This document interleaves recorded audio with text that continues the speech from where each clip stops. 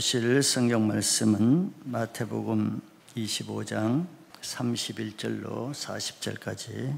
인자가 자기 영광으로 모든 천사와 함께 올 때에 자기 영광의 보좌에 앉으리니 모든 민족을 그 앞에 모으고 각각 구분하기를 목자가 양과 염소를 구분한 같이 하여 양은 그 오른편에 염소는 왼편에 두리라. 그때 임금이 그 오른편에 있는 자들에게 이르시되 내 아버지께 복받을 자들이여 나와 창세로부터 너희를 위하여 예비된 나라를 상속받으라.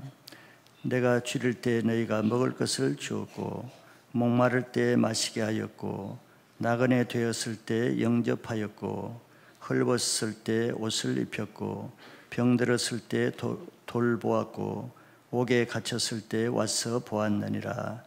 이에 의인들이 대답하여 이르되 주여 우리가 어느 때 주께서 줄이신 것을 보고 음식을 대접하였으며 목마르신 것을 보고 마시게 하였나이까? 어느 때 나그네 되신 것을 보고 영접하였으며 헐벗으신 것을 보고 옷 입혔나이까?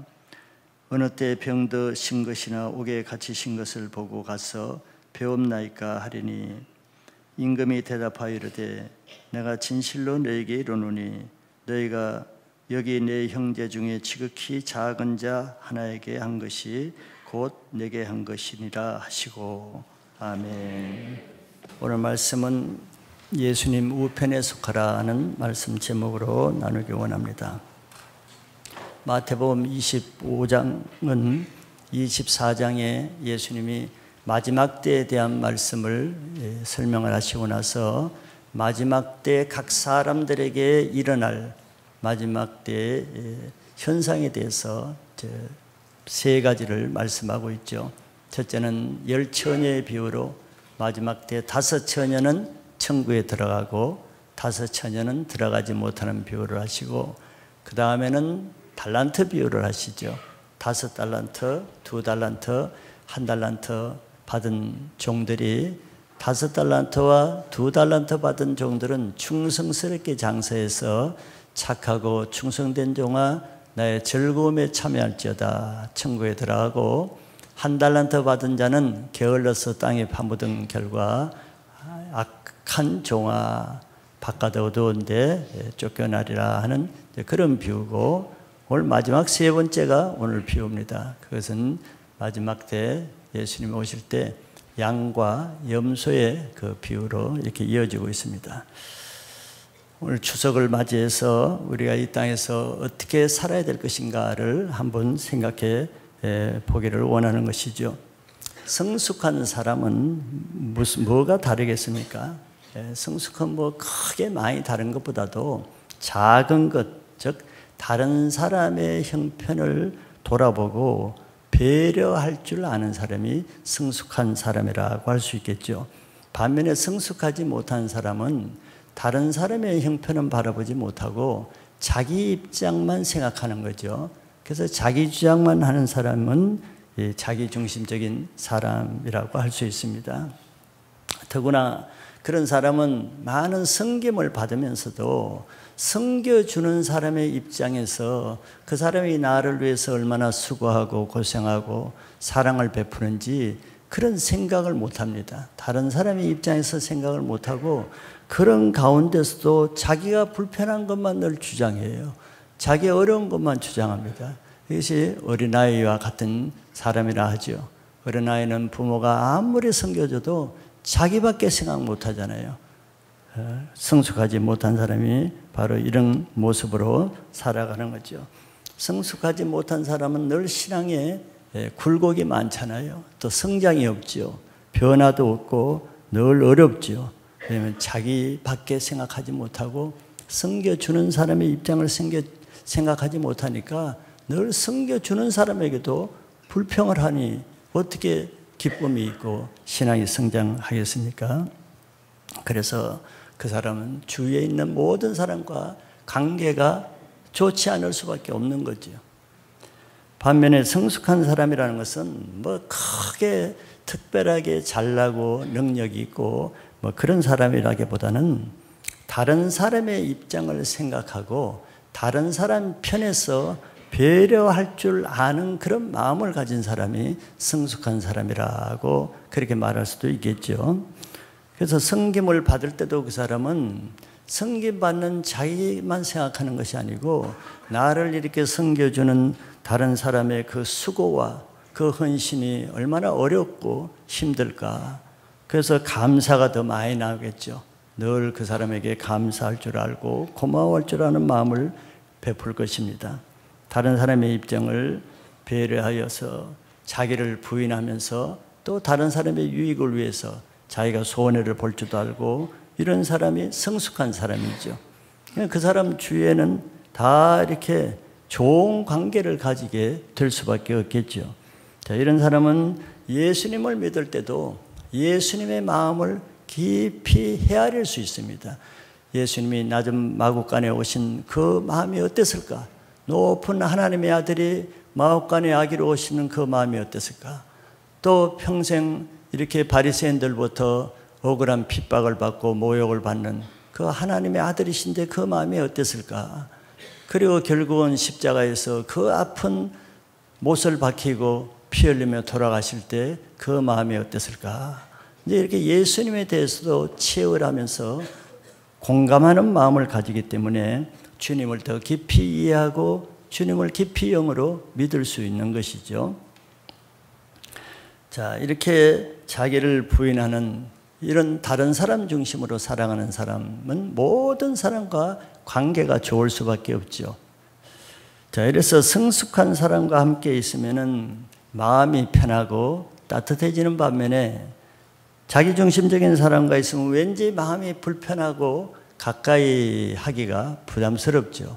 자, 우리는 어떤 사람이 편하고 또 내가 어떤 사람이 되어져야 되는가를 자, 이런 말씀을 통해서 알 수 있습니다. 빌립보서 2장 4절에 보면은 각각 자기 일을 돌본 분들어 또한 각각 다른 사람들의 일을 돌보아 나의 기쁨을 충만하게 하라.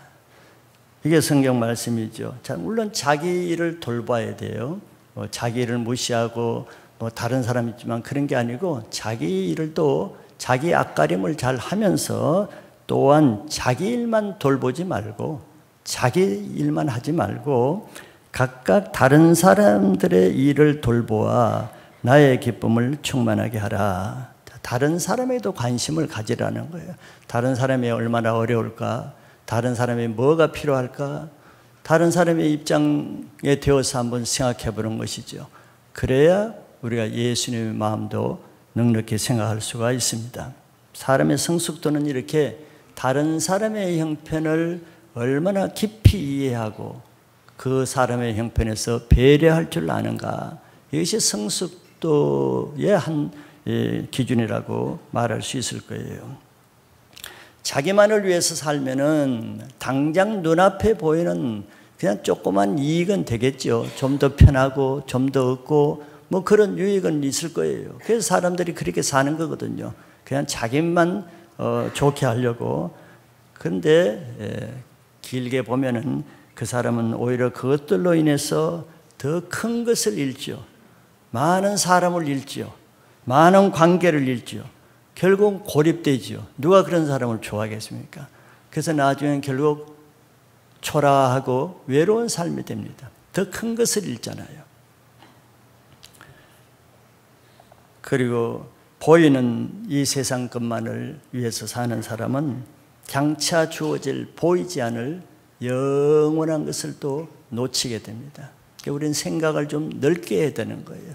당장 눈앞에 보이는 이익만 위해서 살면은 하나는 얻고 두 개, 세 개를 잃게 된다는 것도 생각해야죠. 그래서 우리는 이 세상에서 잠시 유익과 얻는 것을 위해서 하나님 나라의 큰 것을 잃는 그런 신앙을 할 수도 있는 거예요. 실제로 그렇게 또 하고 그건 지혜롭지 못한 것이죠. 그래서 오늘 이 25장 말씀은 바로 열처녀의 비유와 달란트 비유와 또 오늘 양과 염소의 비유는 우리가 실수하기 쉬운, 우리가 놓치기 쉬운 신앙생활에 중요한 것을 놓치는 그런 것들을 예수님이 아시고 미리 체크를 해 주시는 겁니다. 올해는 그중에 추석절을 맞이해서 우리가 다른 사람과의 관계에서 어떤 관점으로 살아야 되는가, 그것을 한번 생각하게 하는 것이죠. 우리 인생의 마지막에는 하나님의 공평한 심판이 있다는 걸 알잖아요. 그 세 가지 비유는 다 공통점이 마지막 때 계산할 날이 온다는 거예요. 그걸 염두에 두고 살라는 것이죠. 추석 명절에 우리가 어떤 삶을 살아야 되는가, 그걸 한번 생각해 보고자 합니다. 먼저 우리가 알아야 될 것은 마지막에 예수님이 다시 심판자로 이 땅에 오신다는 것을 염두에 두고 살아야 된다는 겁니다. 마지막 때 예수님이 이 땅에 오시는 것은 우리가 다 알고 있죠. 예수님이 처음 이 땅에 오실 때는 목적이 우리 죄인들을 구원하기 위해서 오셨습니다. 그러나 마지막 때 오시는 목적은 달라요. 그때는 구원하기 위해서 오신 것이 아니라 이미 구원받은 사람은 천국으로 들어가고 그때까지 구원받지 못한 사람은 또 심판하시기 위해서 오는 것이죠. 오는 목적이 틀립니다. 그래서 처음 우리를 구원하기 위해서 이 땅에 오실 때는 아주 초라한 죄인의 모습으로 오셨어요. 우리와 동질감을 갖기 위해서 마구간에 아기 예수와 같이 또 나사렛에서 목수의 아들로 초목수로 30년을 사는 이런 초라하고 이름 없는 모습으로 왔습니다. 그래서 사람들이 많이 무시했죠. 자기 형제와 부모들도 무시했습니다. 그러나 마지막 때 오시는 예수님은 다른 모습으로 오세요. 이제 심판자로 오세요. 그래서 천사들과 함께 모든 영광을 가지고 심판자요 왕이요 용사의 모습으로 말을 타고 오신다고 계시록엔 그렇게 말씀하시죠. 그래서 마지막에는 이제 마구간에 누우시는 게 아니라 구에 누우시는 것이 아니고 왕의 보좌에 앉으신다고 이제 본문에 그렇게 말씀하시죠.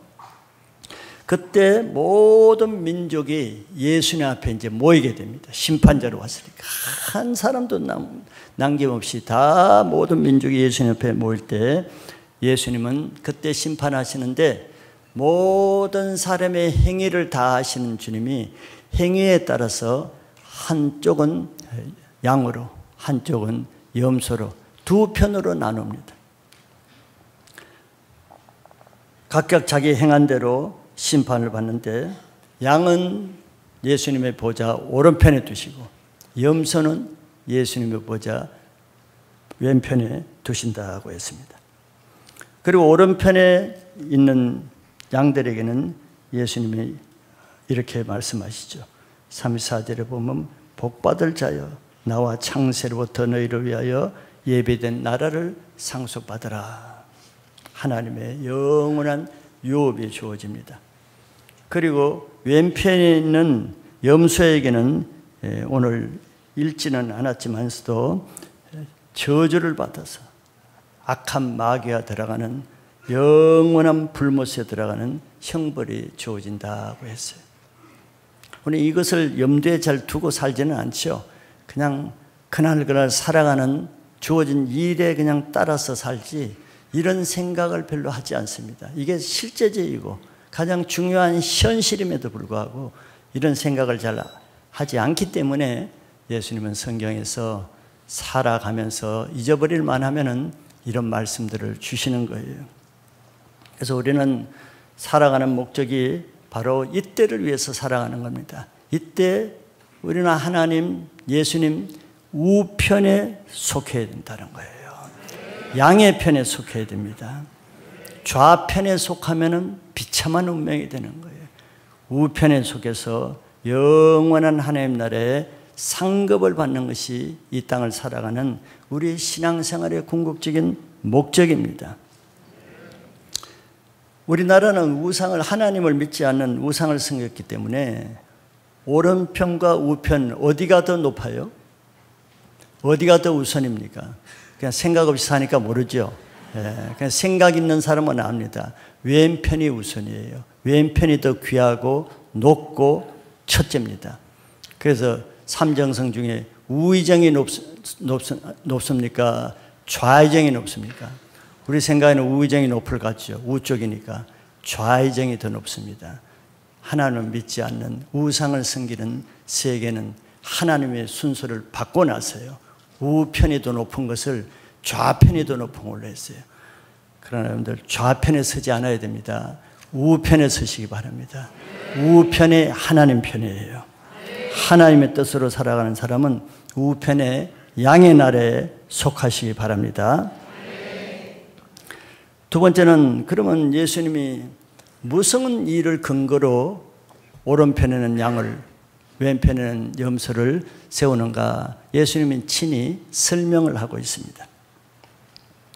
오른편에 있는 자들에게는 아버지께 복받을 자들이여 복받는 자리라고 축복을 하면서 그들에게 창세로부터 예비된 나라를 상속받게 했습니다.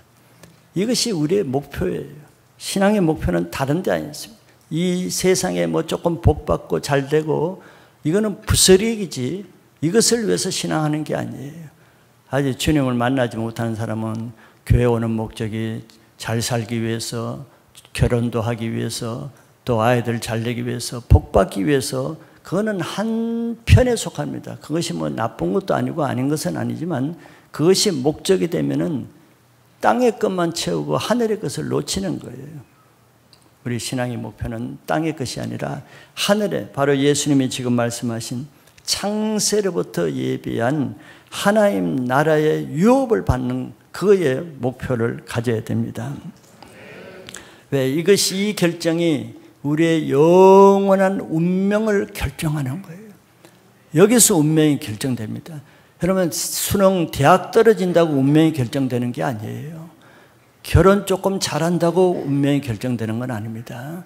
그거 뭐 운명이 그런 시시한 것으로 운명이 결정되는 게 아니에요.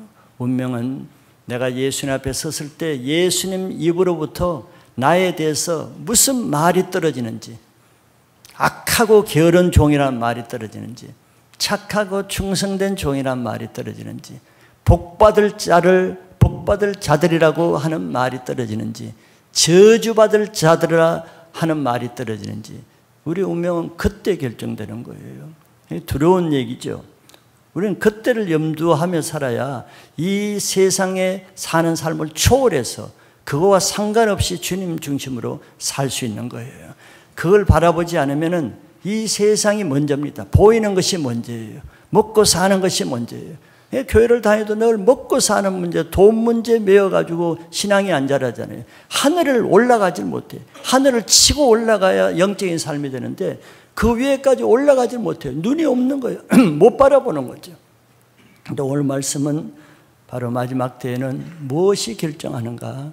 복받을 자인지 저주받을 자인지 그걸로 결정되는 거예요. 돈을 많이 벌었는지 잘 살았는지 출세했는지 그게 결정하는 게 아니에요. 속지 말아야 됩니다. 우리 인생의 최고 목적은 이 세상의 성공이 아니에요. 이 세상에 이름 내는 게 아닙니다. 이 세상에 정말 지혜로운 사람은 이때를 위해서 믿음으로 자기를 부인하고 십자가를 지면서 억울함을 받고 그래도 묵묵히 인내하며 사는 이 사람이 뭔가를 아는 사람입니다.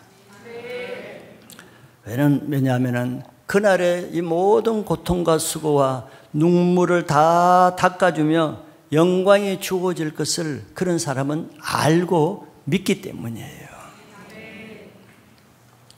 그래서 예수님은 그러면 이들이 어떻게 양의 편에 속했는지 설명을 해주고 또 오늘 읽지는 않았지만 너희들은 왜 염소 편에 속했는지 이유를 근거를 설명해 줍니다. 근데 그때 가서 그 설명을 들을 때는 이해를 못해오다. 양에 속한 사람도 이해를 못하고 염소에 속한 사람도 이해를 못해. 왜 이해를 못하는가? 그것도 이제 예수님이 오늘 설명을 해주죠. 이 세상에서 살아온 성공과 출세의 기준과 다르기 때문이에요. 사람의 기준과 생각할 수 없는 기준이기 때문에 그렇습니다. 이 세상 사람의 평가가 아니고 하나님의 말씀을 기준으로 평가하기 때문에 사람들이 다 이해를 못해. 왜? 그동안의 말씀을 잘 이해를 못했어요. 하나님의 말씀이 성경에서 다 기록됐는데 그걸 실제 삶에 적용을 못해 살았기 때문에 어떻게 그런 일이 일어납니까? 그때 가서 당황하는 거죠. 예수님은 이 땅에서 하나님의 말씀에 따라서 산 모든 것을 다 기록하고 있습니다. 행위록에 다 기록했어요. 없는 것으로 판단하는 게 아닙니다. 우리가 행하고 말하고 생각하는 그 마음에 품은 모든 것을 다 기록한 그 근거로 심판을 하는 거죠. 근데 오늘은 좀 심판의 근거, 즉 복을 주는 근거가 조금 다른 면에서 또 말씀을 하고 있습니다. 그걸 양에 속한 사람의 특징, 오늘은 6가지에 대해서 하는 것을 보고자 합니다. 먼저 첫째는 내가 줄일 때 너희가 먹을 것을 주었다 그랬습니다. 예수님은 굶주린 사람을 통해서 우리의 중심을 보시는 기회로 삼고 그 줄인 사람을 통해서 하나님의 복을 받는 기회로 주시는 거예요. 어떤 사람들은 그런 사람을 볼 때 그냥 지나칠 수도 있죠. 그러나 어떤 사람은 그 기회를 취하는 사람도 있습니다. 하나님 나라의 상급은 특별한 것을 통해서 주어지는 것이 아니고 평범한 우리의 일상적인 삶을 통해서 일어나고 주어지는 거예요. 그러니까 삶이 중요합니다. 지식이 중요한 게 아니에요. 아무리 좋은 지식 많이 알아도 삶이 없는 삶은 헛것입니다. 아무것도 없는 거예요. 오늘 말씀이 그거잖아요. 평범한 삶, 가정에서의 삶, 길거리에서 삶, 직장의 삶, 내가 평소 하는 평범한 삶 가운데 일어나는 그것을 주님이 보시지 특별한 이벤트와 특별한 프로그램과 특별한 어떤 행사를 통해서 보는 그것만 보는 게 아니에요. 그래서 여기 있는 사람 줄인 자에게 뭐 특별히 뭐 한 것이 아니라 지나가다 줄인 한 사람에게 먹을 것을 준 일상생활에서 한 그것을 주님은 놓치지 않고 그것을 다 보고 계시는 거죠. 두 번째로도 같습니다. 목마른 자에게 너희가 목마를 때 마시게 하였고, 더운 중동 지방에서는 물이 귀한 반면에 더위가 심하기 때문에 목마른 자에게 물 한 그릇 주는 거 마음 없이는 그렇게 물이 흔하지 않기 때문에 마음 없이 사랑 없이는 쉬운 일은 아닙니다. 그러나 목마른 사람을 보고 그냥 지나가는 사람이 있는 반면에 목마른 사람을 보고 불쌍히 여기면서 자비를 베푼 사람은 또 다르게 있죠. 평범한 삶입니다. 우리가 일상에서 만나는 수많은 사건들이에요. 1년에 한 번씩 만나는 사건들이 아니라 매일 또 매달 매주마다 만나는 평범한 삶에서 일어나는 말씀을 삶 가운데 어떻게 살아내는지를 보시는 것이죠. 그런 일이에요. 특별한 게 아닙니다. 그러나 이런 특별한 것이 아닌 평범한 일일수록 우리는 지나치는 거죠. 말씀을 삶에 적용하지 않으면 적용할 일이 별로 없어요. 말씀대로 살지 않으면 1년 내내 살아도 말씀대로 적용할 일 하나도 없는 거예요. 그러나 하나의 말씀대로 살려고 하면 오늘 하루, 오전에도 오후에도 내일도 모레도 일주일에도 말씀을 적용해서 살 일이 수두룩한 것이에요. 이제 주님은 이런 것을 보시는 거죠. 세 번째는 나그네 된 자를 영접했다 그랬습니다. 나그네는 자기 집을 떠나서 이제 객지 생활을 하는 것이죠. 뭐 농촌에 있다가 도시로 온 사람, 다른 나라에 살다가 다른 나라로 간 사람, 이런 나그네를 볼 때도 저 사람 참 어렵겠네, 그 사람 참 외롭겠네, 뭐 이렇게 지나갈 수도 있지만 또 그런 사람을 보고 채우라는 사람이 있죠. 얼마나 힘들까, 얼마나 외로울까, 추석날 되면 더 얼마나 외로울까, 이렇게 채우라는 사람이 있는 반면에 남의 일로 생각하는 사람도 있죠. 창세기 보면 아브라함은 텐트에서 쉬고 있는데 나그네가 세 사람 지나가요. 나그네가 지나가네, 그럴 수도 있죠. 고생이 되겠네, 뜨거운데 저렇게 지나가니까 뭐 오늘 세 사람 지나갔네, 이렇게 생각하는 수도 있죠. 근데 아브라함은 생각이 달랐죠. 저 사람이 이 뜨거운 광야길을 걸어가는데 얼마나 목이 마르고 힘들까, 우리 집 와서 조금 식사라도 하고 쉬어가게 하면 좋겠다. 그래서 세 사람을 부른 거 아니에요. 그러면서 지극정성으로 빨리 좋은 소고기를 잡고 치즈를 먹고 맛있게 대접을 했죠. 그 대접하다 보니까 그분이 하나님이었어요. 부지간에 나그네를 대접함으로써 하나님을 섬김으로 하나님의 친구가 되었죠. 그날 친구가 된 거예요. 친구는 자기 속에 있는 비밀을 다 말한다 그러죠. 근데 그 시에 하나님이 소돔 고모라를 멸망을 아무에게도 말하지 않는 그 중요한 하나님의 대사를 아브라함에게 다 말하는 거, 친구 간에 대화를 했단 말이죠. 그냥 하나님을 섬길 하나님이었다면 서로 자기 집에 끌어들이려고 난리했겠죠. 근데 나그네이기 때문에 그런 사람이 별로 없었어요. 나그네였기 때문에 아브라함이 자기 집에 초청한 거예요. 하나님은 그런 모습으로 나타나시는 거죠. 네 번째는 36절에 헐벗었을 때 옷을 입혔고, 중동 지방은 낮에는 덥지만 밤에는 또 춥습니다. 추위에 덮을 것이 없고 입을 것이 없으면 굉장히 고통스럽겠죠. 바로 이런 것을 말합니다. 추운데 입을 것이 없는 헐벗은 사람에게 옷을 줬다. 이것도 평범한 일이죠. 그런 사람을 볼 때 뭐 평범한 일이기 때문에 저 사람은 옷도 없이 그냥 춥게 지내네 뭐 이렇게 보는 사람도 있고, 옷이 없어 덮을 것이 없어 얼마나 추울까, 자기가 추운 것처럼 자기가 겪는 것처럼 이제 그렇게 보는 사람도 있습니다. 보는 마음의 차이죠. 다섯 번째는 병든 자를 돌본 것입니다. 이것도 마찬가지예요. 병든 자가 뭐 꼭 저기 대형 병원에 가서만 있는 건 아니죠. 뭐 어디에서나 우리 가까운데 주위에 직장에 병든 사람 많습니다. 그러나 병든 사람에 대해서 보는 눈은 다 다르죠. 뭐 아프구나. 그러나 내가 아픈 것처럼 채우라는 사람은 병든 사람을 돌보고 또 기도해주고 섬겨주겠죠. 그러니까 주님은 다 이런 차이로 보시는 거죠. 그 중심을 보시는 겁니다. 여섯 번째는 옥에 갇혔을 때 와보았다 그랬습니다.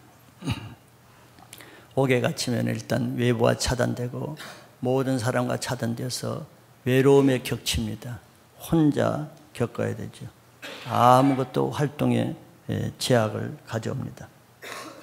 이런 사람의 형편을 채우라는 사람이 있고, 그냥 저 사람이 죄를 지었으니까 뭐 당연하지, 벌 받아야지, 뭐 그렇게 생각하는 사람도 있죠. 그러나 그 사람 편에서 위로해주고 채워주는 사람을 예수님 말씀하십니다. 특별히 복음을 전하다가 감옥에 간 이런 사람을 지금 염두에 두고 하시는 말씀이죠. 자, 이렇게 6가지를 주님이 뭐 말씀하시면서, 자, 이런 사람이 나에게 했다 그랬죠. 이렇게 어려운 사람에게 했다. 네가 그렇게 어려운 사람을 잘 돌봤으니까 기특하다. 뭐 이런 그냥 어떤 자비나 세상적인 어떤 구제나 이런 차원에서 말씀하시는 것이 아니죠. 이 어려운 사람에게 한 것이 곧 내게 했다고 말하는 것이, 이것이 다른 거예요. 이것이 충격적이기도 하죠. 우리는 이런 개념을 잘 못 갖잖아요. 그러니까 여기에 이 일을 한 사람도 마찬가지입니다. 이 예수님의 말씀을 들었을 때 이 의인들, 즉 양에 속한 사람의 반응이 어땠습니까? 아, 그래 내가 그렇게 했죠, 이게 아니고, 주님, 내가 언제 주님께 했습니까? 자기들이 놀랐어요. 내가 주님께 한 적이 없거든. 그냥 그때 뭐 길에 가다가 불쌍한 사람이 있길래 그냥 떡 한 조각 주고, 목마른 사람이 있길래 그냥 있는 냉수 한 그릇 준 것인데, 내가 그 사람들에게 한 것뿐인데 나는 뭐 생각 없이 그냥 그렇게 자비를 베푼 건데, 여기서 주님이 그 내게 한 것이라는 말에 충격을 받은 것이죠. 주님, 나는 주님께 한 적이 없습니다. 내가 주님께 한다고 생각하고 한 적도 없습니다. 지금 이런 얘기를 한 거죠. 그게 사실이죠. 반문을 했습니다. 이해가 안 된 거죠. 그 사람들이 한 것이 어떻게 주님께 한 것이냐 말이에요. 이해가 안 되죠. 그때 또 예수님이 이렇게 설명을 하시죠.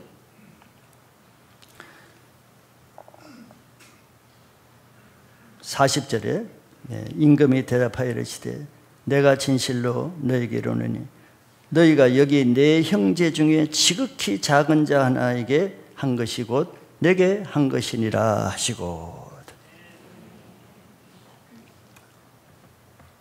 이 말씀을 들었을 때 아마 이들이 굉장히 충격을 받았을 거예요. 충격을 받았겠죠. 아, 이런 원리구나. 아, 주님은 이렇게 역사하시는구나. 사람이 이성적으로 다 이해하고 또 받아들일 만하고 알 수 있는 일은 사람들이 다 하죠. 아브라함의 예와 같이 지나가는 나그네가 하나님이었다는 걸 알면은 누구나 다 대접합니다. 나그네 대접 못할 사람이 어디 있겠어요? 그럼 머리 좋은 사람이, 머리 잘 굴리는 사람이 먼저 그 일을 할 거예요. 계산적으로 하니까. 근데 이거는 계산적으로 할 수 없는 거예요. 충격이었겠죠. 여기 내 형제 중에 지극히 작은 자 하나에게 한 것이 곧 내게 한 것이라. 우린 이런 원리들을 잘 모릅니다. 사람 중심으로 사니까. 여기에 두 가지 단어가 나오죠. 첫째, 내 형제라는 말을 합니다. 내 형제라. 또 하나는 지극히 작은 자라는 말을 해요. 그러니까 내 형제라는 말이 의미가 있습니다. 이거는 예수님의 형제라는 거예요. 모든 사람에게 잘한 것도 중요하지만 여기서 내 형제에게 했기 때문에 귀하다는 거예요. 내 형제에게. 내 형제라는 것은 누구를 말합니까? 예수를 믿는 사람이에요. 마태복음 12장에 보면은 예수님 말씀 전할 때 예수님의 어머니와 동생들이 예수님을 찾아오잖아요. 사람들이 너무 많아서 들어올 수가 없었어요. 그러니까 제자들이 예수님께, 예수님, 당신의 어머니와 동생들이 만나러 왔습니다. 그때 예수님이 이런 말씀을 하시죠. 누가 내 어머니요 형제요 자매냐? 하나님의 뜻대로 행하는 그들이 내 형제요 자매요 내 어머니라 그래요. 내 형제요. 같은 말입니다. 예수님은 아무에게나 내 형제라는 말을 쓰지 않아요. 심지어 자기 친어머니와 친동생들에게도 그냥 내 형제란 말을 쓰지 않습니다. 누가 내 형제요 모친이냐? 하나님의 뜻대로 행하는 자라 그랬어요. 여기서도 예수님이 아무에게나 내 형제라고 쓰지 않죠. 여기 내 형제라는 것은 예수를 믿는 사람을 말합니다.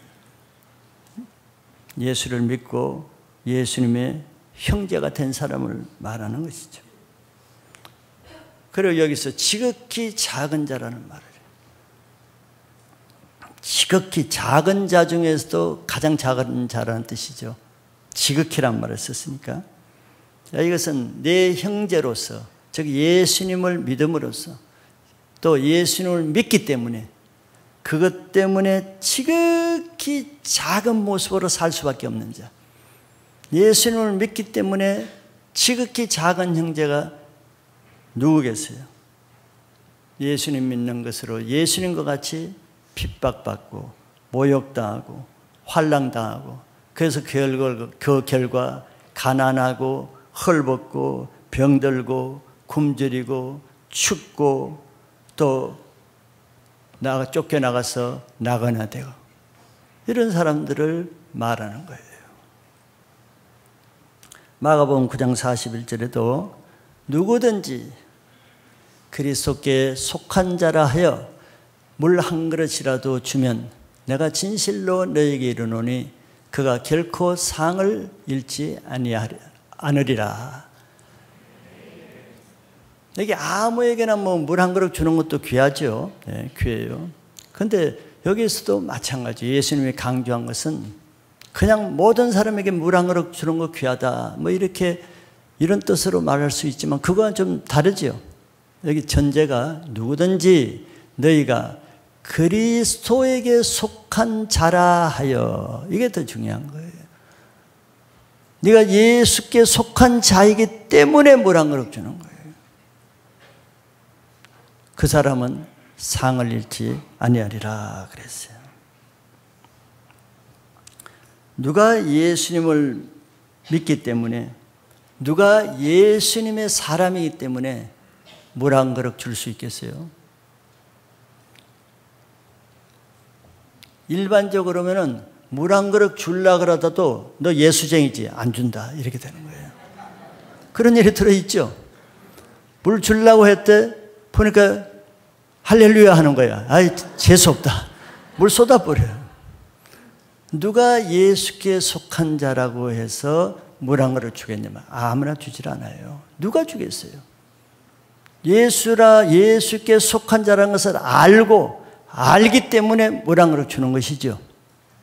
그냥 주는 게 아니고. 누가 그러겠어요? 그거는 내가 먼저 예수께 속한 자라야 합니다. 내가 먼저 예수를 믿고 내 안에 예수의 생명이 있는 사람이 같은 예수를 믿고 예수의 생명이 있는 사람을 귀하게 여기죠. 아무나 할 수 있는 게 아니에요. 그것을 불쌍히 여기다 하는 것은 그 인간적으로 불쌍히 여기는 게 아니에요. 그 안에 있는 예수님을 사랑하고 예수님을 귀하게 보니까 예수께 속한 자를 귀하게 보기 때문에 물 한 그릇을 준다는 뜻이죠. 더구나 예수님을 믿는 것으로 인해서 더 어려움을 처하는, 가난하게 되고 헐벗고 굶주리고 병들고 쫓겨나서 나가내가 되고 심지어는 핍박을 받아 감옥에 가고 이런 사람들을 누가 귀하게 여기겠어요? 세상 사람들이 귀하게 여겨요? 자기 부모라도 믿지 않는 부모는 잘 됐다 그럽니다. 너 그렇게 예수 믿더니 꼴 좋다 그럽니다. 그 사람을 누가 귀하게 여겨서 물 한 그릇 주고 먹을 걸 주겠어요? 그 안에 예수의 생명, 예수를 사랑하지 않는 사람은 하고 싶어도 그렇게 못합니다. 그래서 그 사람들이, 그렇게 하는 사람들이 귀한 거예요. 왜? 그렇게 한다는 자체는 그 사람, 불쌍한 사람에게 구제하는 것이 아니거든요. 그의 그냥 인간적인 자비를 베푸는 게 아니거든요. 누가 왜 그렇게 하겠어요? 그 사람 속에 있는 예수를 사랑하니까 그렇게 하는 거예요. 예수님께 하는 거지 그 사람에게 하는 게 아니란 말이에요. 이 세상 사람들, 즉 예수가 없는 사람들은 그런 사람을 귀하게 여깁니까? 더 초라하게 보고 조랑하고 비판하고 그러죠. 세상 종교인들이 예수님을 그렇게 대했잖아요. 예수님을 귀하게 여겼습니까? 더 무시하고 초라하고 목수의 아들이라고 욕하고 그랬죠. 자기 부모라 할지라도 예수 믿고 착하게 살면은 믿지 않는 부분은 더 싫어하고 미워하는 거 우리가 알잖아요. 그러면서 같은 자녀가 있어도 예수 믿지 않고 엉망으로 술 마시고 돌아다니는 자녀는 잘 대해주고 술 깨라고 좋은 거 먹이고 막 그래요. 그러나 예수 믿는 사람은 밥도 먹지 말라고 밥도 안 주고 내쫓습니다. 그 혈육의 관계가 아니에요. 그 안에 예수의 생명이 있는 사람과 세상의 영이 있는 사람과의 차이입니다. 아무나 그렇게 하는 게 아니에요. 생명이 없는 사람은 왜 그렇게 예수 믿는 사람, 자기 자녀인데도 미워하고 멸시하고 욕하고 그러겠어요? 자녀에게 하는 것이 아니라 그 속에 있는 예수를 미워하니까 그렇게 하는 거죠. 자기 안에 예수의 생명이 있는 사람은 압니다. 누구 속에 예수의 생명이 있는지, 누구 속에 예수의 말씀이 살아있는지를 아는 거예요. 그러나 같은 교회를 다녀도 생명이 없는 사람은 세상 사람에게는 잘해도 잘 섬기고 세상 사람은 귀하게 여길 줄 알아도 이런 예수를 믿고 이게 지극히 작은 자라 그랬어요. 예수 믿고도 잘 성공한 사람은 존경할 거예요. 핍박도 받지 않고 세속적으로 이렇게 신앙하는 사람은. 그러나 예수를 믿고 정말 말씀대로 살려가다가 가난하고 궁핍하고 병들고 하는 사람을 무시하죠. 귀하게 여기지 않죠. 지금 예수님이 이런 관점을 보여주는, 우리의 관점이 뭐에 속기 쉬운지,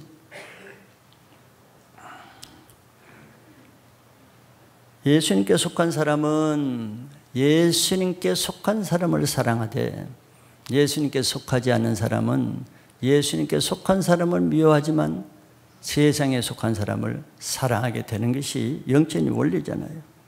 성경의 부자와 나사로에서도 마찬가지죠. 부자는 예수를 믿지 않습니다. 그러나 나사로는 예수를 믿는데 너무 가난해.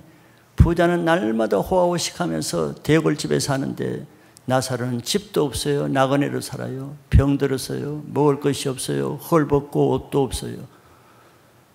그래서 부잣집 대문에 와서 부스러기를 먹고 자는데 그 부자는 그 예수 믿다가 저렇게 직장에서 쫓겨나고 저 노숙자가 되고 그런 사람은 귀하게 보여요. 저 예수 믿다가 저렇게 귀하게 보니 귀하게 저렇게 고난을 받으니까 내가 돌봐줘야겠다 그런 마음을 가져요? 아니죠. 무시하고 따뜻한 밥 한 그릇 주지 않았어요. 무시합니다. 그 속에 예수를 무시하기 때문에 예수 믿는 사람을 무시하죠. 그래서 결국 그는 나중에 불못에 들어갔어야 그때서야 자기가 잘못한 거 나사로의 진가를 깨달았으나 이미 늦은 거예요. 그때는 더 이상 할 일이 없습니다. 부자가 왜 나사로를 그렇게 돼 있어요? 나사로 속에 있는 예수님을 미워하고 예수님을 그렇게 대한 거예요. 사람에게 대하는 게 아닙니다. 그런데 우리는 사람에게 대한다고 생각하죠. 여기 뒤에 이제 염소에 속한 사람들 예수님 말씀하시잖아요. 그때 염소에 속한 사람, 내가 언제 주님께 그랬습니다. 나 주님께 그런 적이 없어요. 난 주님을 사랑해요. 그때 네가 가난한 자에게 그 한 것이 나에게 한 것이다. 헐벗은 자에게 네가 돌아보이다는 것이 나에게 한 것이다. 그러잖아요. 거짓 나사로에 한 것이 거짓 나사로에게 한 것이 아니라 말이에요. 그날 네가 나에게 그런 일을 했다. 이렇게 말하는 거예요. 그냥 하나님은 예수님을 믿는 지극히 작은 자에게 하는 모든 행동을 다 하십니다. 우리의 행동, 마음에 품는 것까지도 다 하시잖아요. 바리새인들이 예수님이 하신 그것을 수군거리는 거, 마음에 수군거리는 거 말하지 않는데 다 알잖아요. 다 아는 거예요. 마태복음 18장 10절에 삼가 이 작은 자 중에 하나도 업신여기지 말라. 너에게 말하노니 그들의 천사들이 하늘에서 하늘에 계신 내 아버지의 얼굴을 항상 배웁느니라. 자에도 작은 자가 나오잖아요. 우리 작은 자 대할 때 조심해야 됩니다. 깨어있어야 돼요. 그런데 우리 작은 자를 업신여기 무시하기 쉽죠. 그게 실수가 됩니다. 자, 이 작은 자 중에 하나도 업신여기지 말래요. 작은 자일수록 더 하나님의 관심이 있거든요. 천사를 보내서 그 작은 자를 다 보호하고 또 보고 계셔요.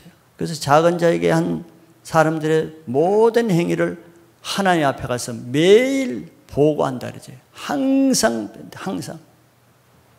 우리가 작은 자에게 한 거 모를 것 같죠. 천사가 다 보고한다는 거예요. 그래서 아는 겁니다. 그래서 염소에 속한 사람들이 변명할 수가 없어요. 천사가 다 한 증거를 가지고 있어요. 자, 이 세상의 모든 사람들은 다 소중해요. 왜? 하나님의 지으신, 하나님의 형상으로 지으신 하나님의 피조물이기 때문에 다 중요합니다. 그래서 우리는 모든 사람에게 다 잘해야 돼요. 착하게 해야 됩니다. 그러나 성경은 또 강조하는 것이 있습니다.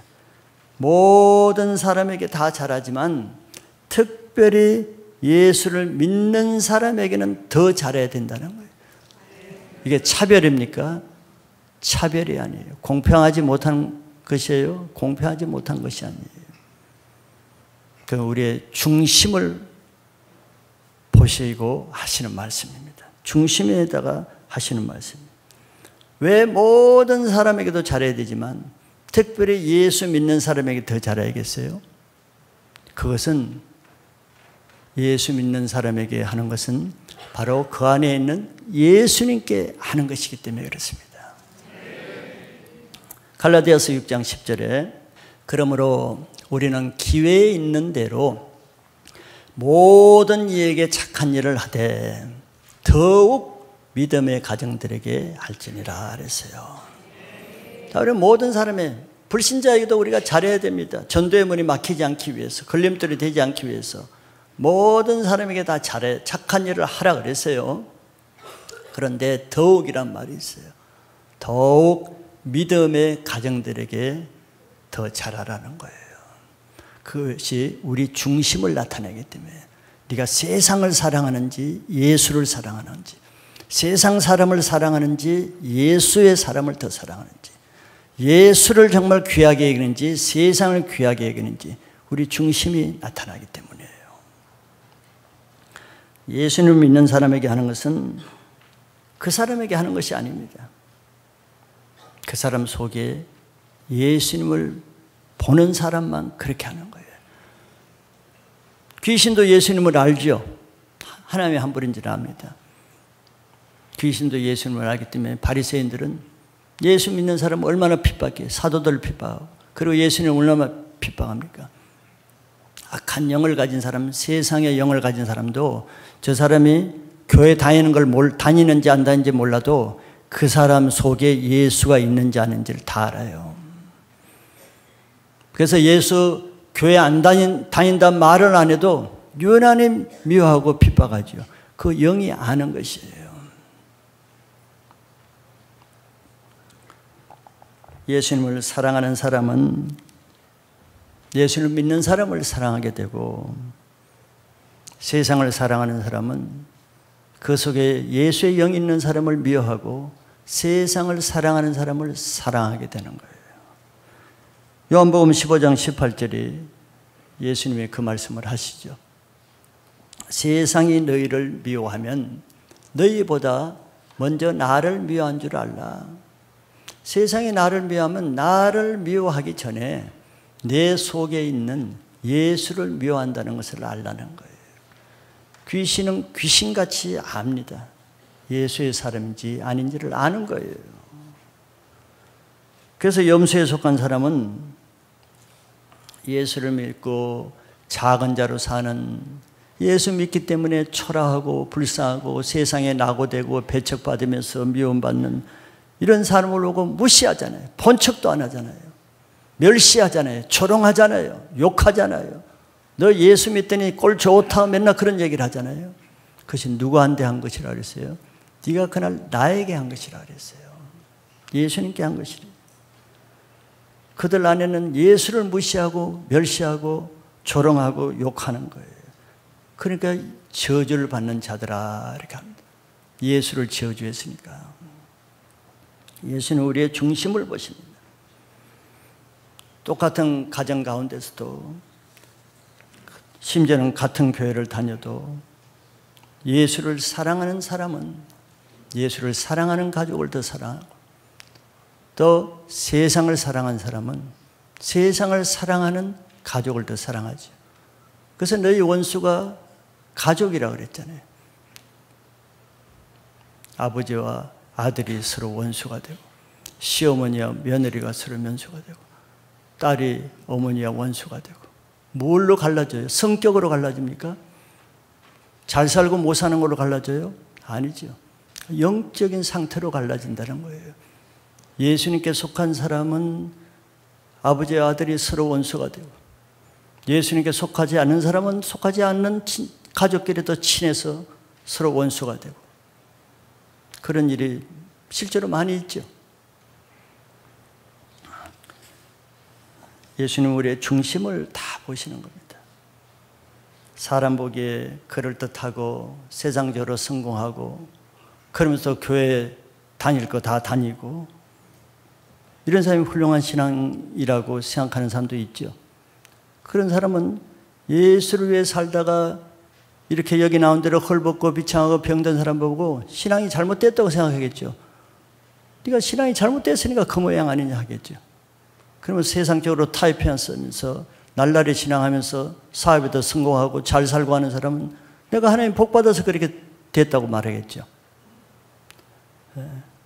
그런 사람이 있기 때문에 예수님은 마태복음 25장에서 세 가지 비유로 바르게 공평한 진리를 말씀해 주는 겁니다.